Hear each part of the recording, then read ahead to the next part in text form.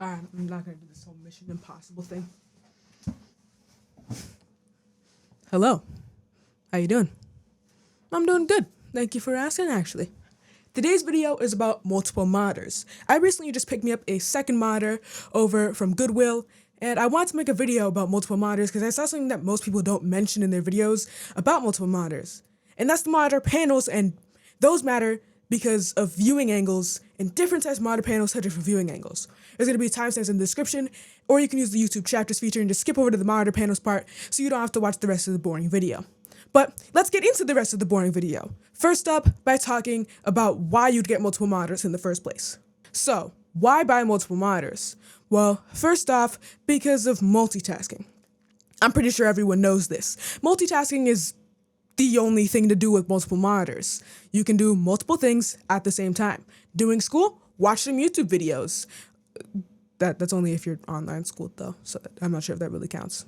Or playing a game, watch a tutorial, or watch a complete walkthrough while you're doing it.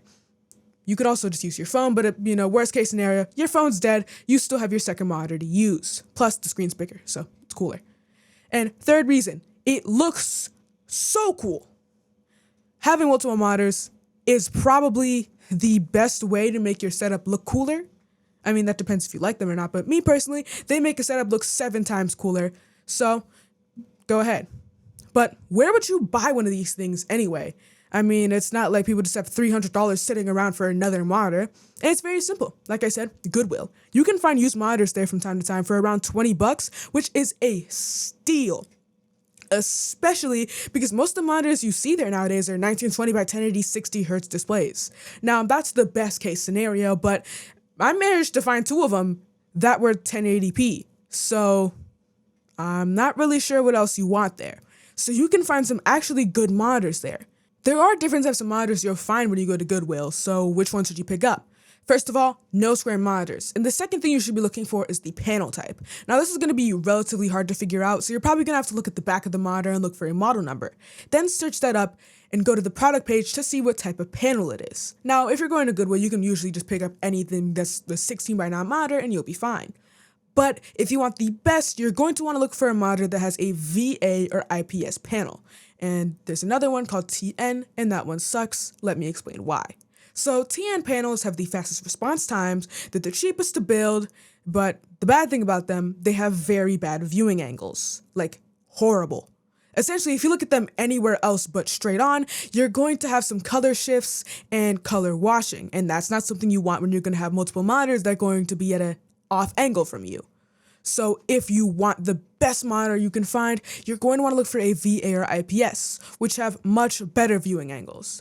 So if you want a good second monitor, look for one of those. VAs are kind of the middle ground. They have good viewing angles, they have good response time, and good refresh rates. And IPS has the worst response times and refresh rates, but the best quality, including color.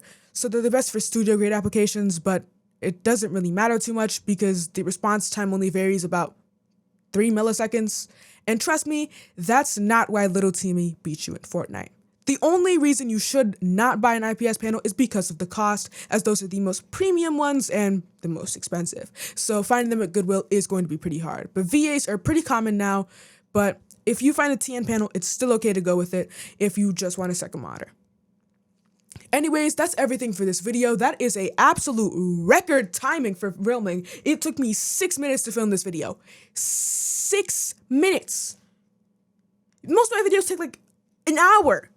This is great. I'm a legend. I only had like 2 cuts. Well, goodbye, I guess. Oh, one thing I forgot to actually say.